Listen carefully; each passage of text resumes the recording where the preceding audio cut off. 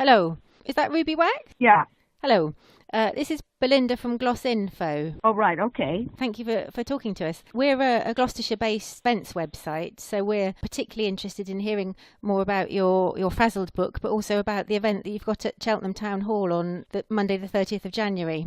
Right. If you could tell us a bit more about the Frazzled book, the Mindfulness Guide for the Frazzled. Yeah. Well, I mean, the book's been out since, when's it been out? So it's been out for a year, and it was number one. So this is just a paperback. And it's kind of, it's mindfulness, but mindfulness in my version of it. So I make it much easier, and I have the blessing of the guy who taught, my professor at Oxford. And, if it isn't for you, mindfulness, then I give you other alternatives. But the important thing is that to learn how to deal with not stress, because we're supposed to be stressed, but the stress about stress.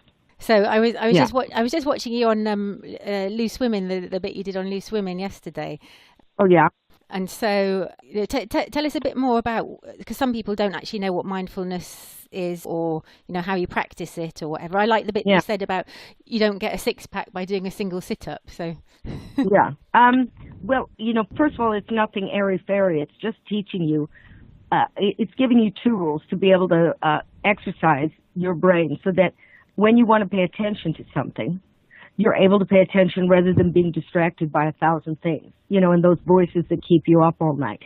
Nothing is 100%, but you do, it's an exercise that you can see in a brain scanner that helps you lower the cortisol, lower the stress. And everybody wants that. Yeah, everybody wants that. Basically, it's about just, how noticing where your mind is. I mean, if it's racing and it's going nuts, or you're trying to talk to your kids, but also you're on email, you're aware of it. So you're able to make a decision. Do you want to talk to the kids, or do you want to, keep on the email? At least you're aware rather than being on automatic pilot the whole time. Yeah, that makes sense. Do you think that advances in technology have made it more important to be more mindful? Email, social media, etc.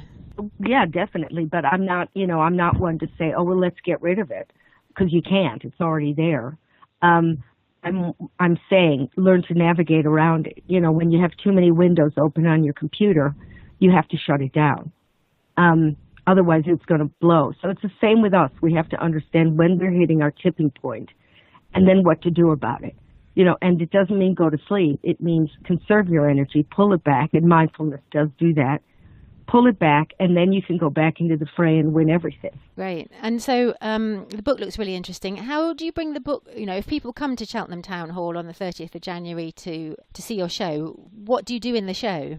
Well, first of all, it's comedy, and it's a performance.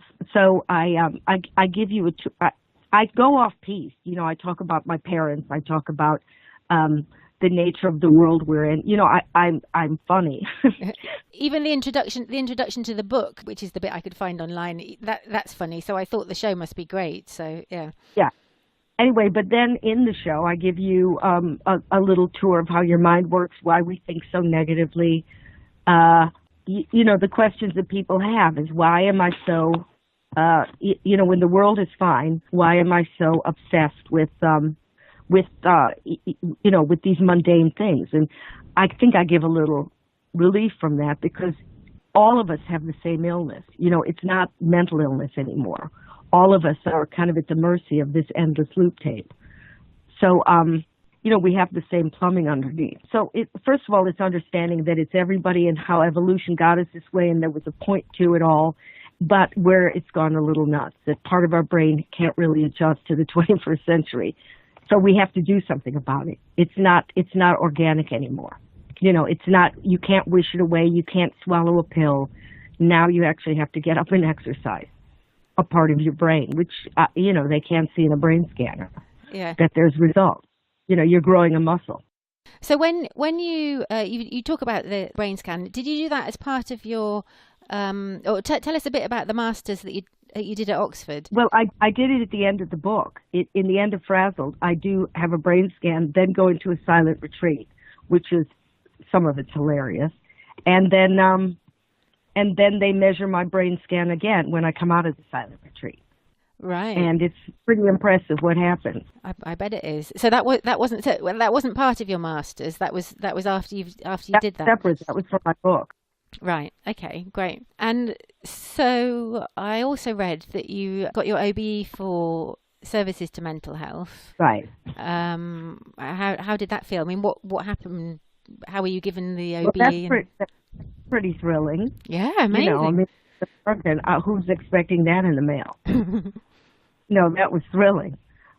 How long did you have to keep quiet about it before it was announced?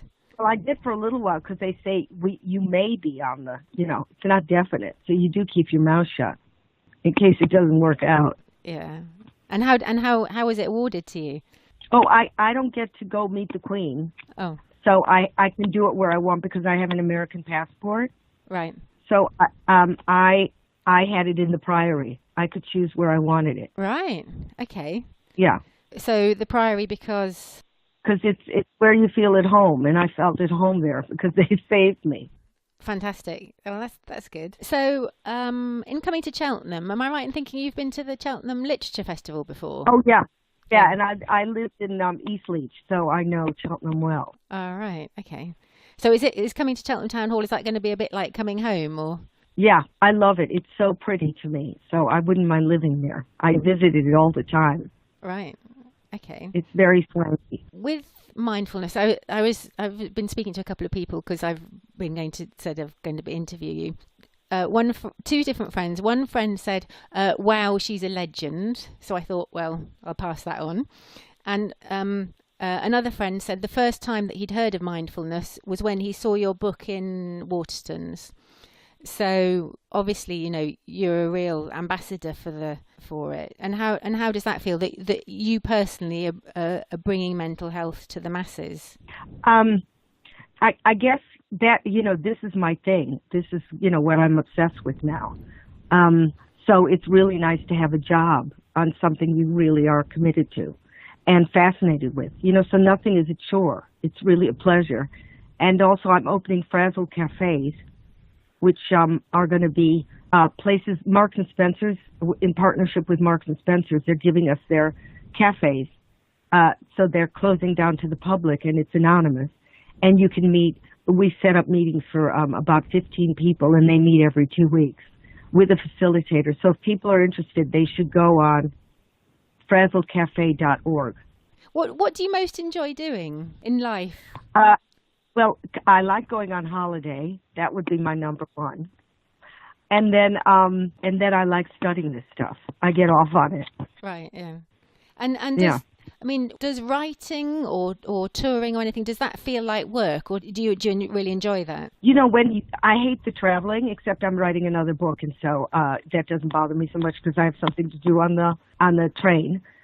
But both of them, after the show and the audience start to talk to me, that is the biggest thrill of all.